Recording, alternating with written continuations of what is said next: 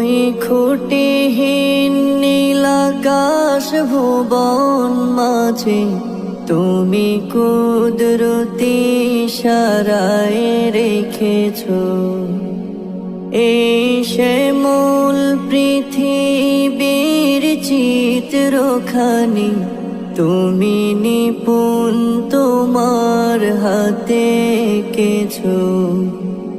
ওগো আল্লাহ শুকর তোমার, আমারে যে মুসলিম করেছো। ওগো আল্লাহ শুকর তোমার, আমারে যে মুসলিম করেছো। তুমি সাগর